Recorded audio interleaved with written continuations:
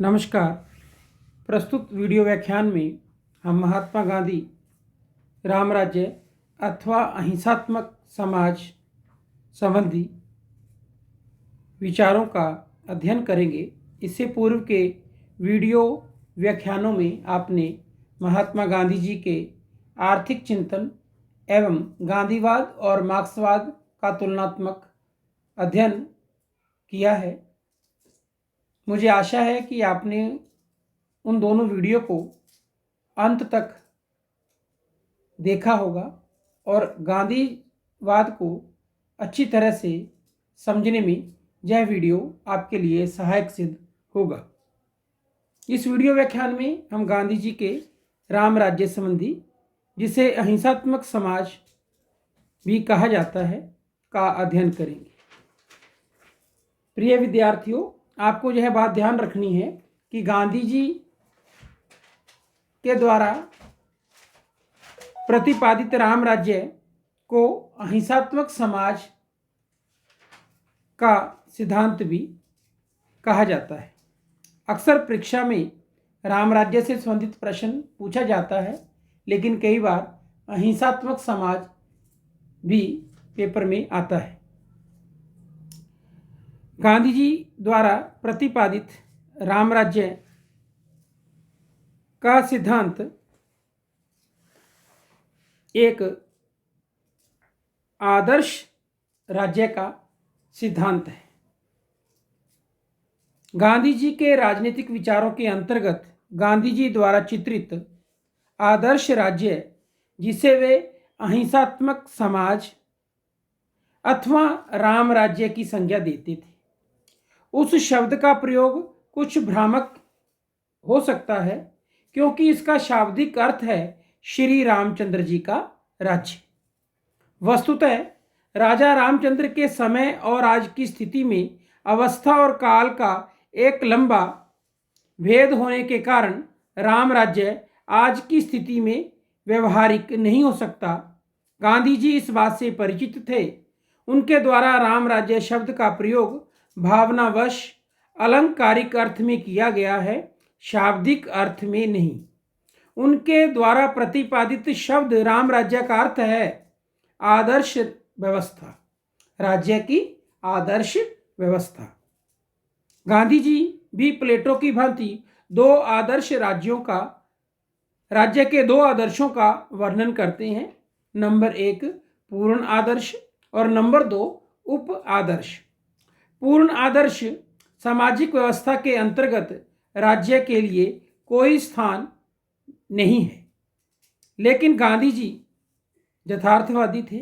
उन्होंने इस बात को स्वीकार किया कि मानव स्वभाव की वर्तमान स्थिति को देखते हुए पूर्ण आदर्श की स्थापना संभव नहीं है। इसलिए उनके द्वारा व्यवहारिक दृष्टिकोण से उप आदर्श की कल्पना की गई है और गांधी जी के आदर्श समाज अथवा अहिंसात्मक समाज, इसलिए उनके द्वारा व्यवहारिक दृष्टिकोण से आदर्श की कल्पना की गई है, जिसे उप आदर्श के तौर पर समझा जा सकता है। हमारे द्वारा उनके चित्रित उप आदर्श राज्य का अध्ययन किया जा सकता है। गांधी जी द्वारा चित्रित आदर्श राज्य की विशेषताएं इस प्रकार हैं। गांधी जी द्वारा जो राज्य के उप आदर्श की विशेषताएं बताई गई हैं, वो एक अच्छे समाज के क्रिएशन के लिए, के सृजन के लिए आवश्यक हैं। इन बिंदुओं को जब हम समझेंगे तो हमें यह ज्ञात होगा कि एक सुव्यवस्थित राज व्यवस्था के लिए कौन कौन से तत्व आवश्यक हैं। इनका पॉइंट वाइज हम अध्ययन करेंगे। नंबर 1 है अहिंसात्मक समाज। गांधी जी ने अपने आदर्श राज्य को अहिंसात्मक समाज के नाम से पुकारा जाता था। गांधी जी के इस आदर्श समाज में राज्य संस्था का अस्तित्व रहेगा। पुलिस, जेल, सेना तथा न्यायालय आदि शासन की बाध्यकारी सत्ताएं भी होंगी। फिर भी यह इस दृष्टि से अहिंसक समाज है कि इसमें इन सत्ताओं का प्रयोग जनता को आतंकित और उत्पीड़ित करने के लिए नहीं, वरन उनकी सेवा के लिए किया जाएगा।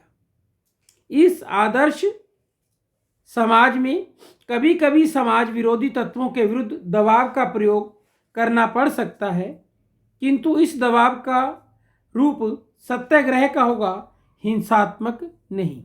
अर्थात गांधी जी द्वारा प्रतिपादित आदर्श राज्य में जिस अहिंसात्मक समाज की बात कही गई है, उसमें पुलिस की व्यवस्था है, सेना की व्यवस्था है, जेल की व्यवस्था है, लेकिन इन सभी साधनों का, इन सभी बाध्यकारी सत्ताओं का प्रयोग अच्छे लोगों को प्रोत्साहन देने के लिए तथा बुरे लोगों को हतोत्साहित करने के लिए किया जाएगा।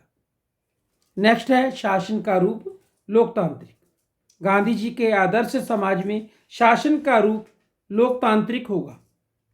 लोकतंत्र शब्द का अर्थ, जैसा कि आप राजनीति विज्ञान के प्रथम प्रश्न पत्र में अध्ययन करोगे, जिसमें अब्राहम लिंकन की कोटेशन को सदैव ध्यान में रखा जाता है। लोकतंत्र जनता का, जनता के लिए, जनता के द्वारा शासन है। Democracy is a government of the people, for the people and by the people. जनता को न केवल मत देने का अधिकार प्राप्त होगा, वरन जनता सक्रिय रूप से शासन के संचालन में भी भाग लेगी। शासन सत्ता सीमित होगी और सभी संभव रूपों में जनता के प्रति उत्तरदायी होगी। इसका सीधा सा तात्पर्य है कि शासन की अंतिम जो शक्ति का स्रोत है वो आम जनमानस है। नेक्स्ट है विकेंद्रीकृत सत्ता। गांधी जी के आदर्श राज्य का प्रमुख लक्षण विकेंद्रीकृत डिसेंट्रलाइज्ड पावर्स हैं। गांधी जी संपूर्ण भारत में प्राचीन ढंग से स्वतंत्र और स्वावलंबी ग्राम समाजों की स्थापना करना चाहते हैं, जिसका आधार ग्राम पंचायतें होगी। विकेंद्रीकरण को और अधिक सफल बनाने के लिए गांधी जी का सुझाव था कि ग्राम पंचायतों का निर्वाचन तो प्रत्यक्ष रूप से हो, लेकिन ग्राम के ऊपर जो भी प्रशासनिक इकाइयां हो, जैसे प्रादेशिक सरकार, राष्ट्रीय सरकार आदि के विधानमंडलों का चुनाव अप्रत्यक्ष प्रणाली से हो, जिससे सत्ता का समस्त केंद्र ग्राम पंचायतें ही बनी रहें। इस प्रकार की व्यवस्था में ग्रामों में स्वशासन और स्वावलंबन की भावना उत्पन्न होगी और वे वास्तविक अर्थ में स्वतंत्र होंगे। स्वतंत्र भारत के संविधान के भाग 4 में DPSP, directive principles of state policy के अंतर्गत ग्राम पंचायतों के नियमित चुनाव की बात कही गई है। जैसा कि हम सभी जानते हैं कि भारतीय संविधान के 73rd अमेंडमेंट के द्वारा ग्राम पंचायतों का, पंचायत समितियों का नियमित अंतराल पर चुनाव हो और इसे एक संवैधानिक संस्था बनाया गया है। तो भारतीय संविधान गांधी जी के द्वारा विकेंद्रीकृत सत्ता के सिद्धांत को लेकर आगे बढ़ा है। नेक्स्ट है आर्थिक क्षेत्र में विकेंद्रीकरण। गांधी जी के आदर्श राज्य में आर्थिक क्षेत्र के अंतर्गत भी विकेंद्रीकरण को अपनाया गया है। उनका सुझाव था कि बड़े बड़े उद्योग धंधों के स्थान पर कुटीर उद्योग धंधे चलाए जाएं। उन मशीनों का तो प्रयोग किया जा सकेगा जो व्यक्तियों के लिए सुविधाजनक होगी, किंतु मशीनों को मानवीय श्रम के शोषण का साधन नहीं बनाया जाएगा। नेक्स्ट है नागरिक अधिकारों पर आधारित व्यवस्था। गांधी जी का राज्य स्वतंत्रता, समानता एवं अन्य नागरिक अधिकारों पर आधारित होगा। इस समाज में प्रत्येक व्यक्ति को अपने विचार अभिव्यक्त करने, समुदायों के निर्माण की स्वतंत्रता होगी और इस समाज के अंतर्गत जाति, धर्म, भाषा, वर्ण और लिंग आदि भेदभाव के बिना सभी व्यक्तियों को समान सामाजिक और राजनीतिक अधिकार प्राप्त होंगे। नेक्स्ट है निजी संपत्ति का अस्तित्व। इस आदर्श राज्य में निजी संपत्ति की प्रथा का अस्तित्व होगा, किंतु संपत्ति के स्वामी अपनी संपत्ति का प्रयोग निजी स्वार्थ के लिए नहीं वरन समस्त समाज के कल्याण के लिए करेंगे। वे यह समझकर कार्य करेंगे कि उनके पास जो संपत्ति है उसका वास्तविक स्वामी समाज ही है और समाज के द्वारा उन्हें इस संपत्ति का संरक्षक या ट्रस्टी नियुक्त किया गया है। वे इसके स्वामी नहीं है, इसका स्वामी समाज है। जीते जी उन्हें उस संपत्ति का त्याग पूर्वक उपभोग करना है और बाद में उस संपत्ति का उपयोग समाज के समाजोपयोगी कार्यों के लिए किया जाएगा। नेक्स्ट है, प्रत्येक व्यक्ति के लिए श्रम अनिवार्य। इस आदर्श समाज में प्रत्येक व्यक्ति के लिए अपने भरण पोषण हेतु श्रम करना अनिवार्य होगा। कोई भी मनुष्य अपने निर्वाह के लिए दूसरे की कमाई हड़पने का प्रयत्न नहीं करेगा और बौद्धिक श्रम करने वाले व्यक्तियों के लिए भी कुछ न कुछ शारीरिक श्रम करना अनिवार्य होगा। सभी व्यक्तियों के द्वारा कुछ न कुछ शारीरिक श्रम किए जाने पर समाज में वास्तविक समानता स्थापित हो सकेगी और श्रम को कभी भी नीचा नहीं माना जाएगा। जैसा कि गांधी जी कहा करते थे कि जब मैं सुबह उठता हूँ, अपना मल मूत्र साफ करता हूँ, तो मैं अपने आप को शूद्र मानता हूँ। उसके बाद जब मैं पूजा पाठ करता हूँ तो मैं अपने आप को ब्राह्मण मानता हूँ। तत्पश्चात मैं अपने पेट की भूख शांत करने के लिए जो शारीरिक श्रम करता हूँ, जो परिश्रम करता हूँ, जो मानसिक श्रम करता हूँ, तब मैं अपने आप को क्षत्रिय मानता हूँ, वैश्य मानता हूँ।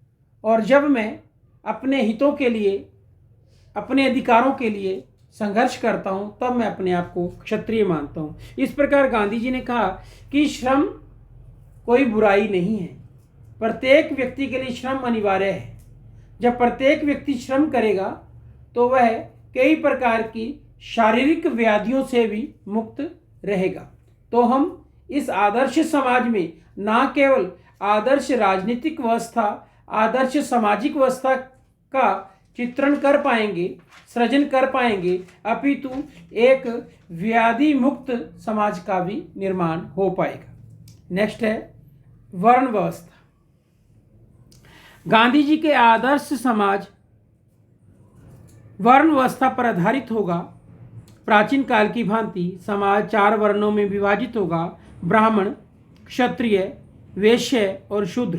प्रत्येक वर्ण वंश परंपरा के आधार पर कार्य करेगा, किंतु विविध वर्णों या वर्गों के व्यक्तियों को सामाजिक, राजनीतिक और आर्थिक क्षेत्र में समान अधिकार प्राप्त होंगे और किसी प्रकार की ऊंच नीच की भावना नहीं होगी। गांधी जी के आदर्श समाज में स्त्रियों को सभी क्षेत्रों में समान अधिकार प्राप्त होंगे, किंतु उनका मुख्य कार्यक्षेत्र घर ही होगा। ये गांधी जी के विचार थे कि स्त्रियों को घर से बाहर काम करने की आवश्यकता नहीं है, उनका जो कार्यक्षेत्र है वो घर की 4 दीवारी के भीतर ही होगा। ऐसा मानना था गांधी जी का। नेक्स्ट है अस्पृश्यता का अंत। गांधी जी अस्पृश्यता को भारतीय समाज के लिए एक कलंक मानते थे। उनके आदर्श समाज में अस्पृश्यता के लिए, छुआछूत के लिए कोई स्थान नहीं था। नेक्स्ट है धर्मनिरपेक्ष समाज। इस समाज में किसी एक विशेष धर्म को आश्रय प्राप्त नहीं होगा। राज्य की दृष्टि में सभी धर्म समान होंगे और सभी धर्मों के अनुयायियों को समान सुविधाएं प्राप्त होंगी। राज्य का अपना कोई धर्म नहीं होगा। राज्य सभी धर्मों में विश्वास रखेगा और किसी भी एक धर्म को वह आश्रय प्रदान नहीं करेगा। नेक्स्ट है गोवध निषेध। गांधी जी भारत जैसे राज्य में धार्मिक तथा आर्थिक दोनों ही दृष्टि से गाय की रक्षा को बहुत अधिक मानते थे। इसलिए उनके द्वारा अपने आदर्श समाज में भी गो हत्या का निषेध किया गया है। नेक्स्ट है मद्य निषेध। गांधी जी का निश्चित विचार था कि मद्य एवं अन्य मादक पदार्थों का प्रयोग व्यक्तियों के चरित्र का हनन करता है, उनका चारित्रिक पतन होता है। अतः उनके आदर्श समाज में न तो मादक वस्तुओं का उत्पादन होगा और न ही उनकी बिक्री होगी। नेक्स्ट है निशुल्क प्राथमिक शिक्षा। गांधी जी के आदर्श समाज में गांव गांव मोहल्ले मोहल्ले में बुनियादी ढंग की स्वावलंबी पाठशालाएं होंगी, जिससे प्रत्येक व्यक्ति को कम से कम प्राथमिक शिक्षा निशुल्क प्रदान की जाएगी।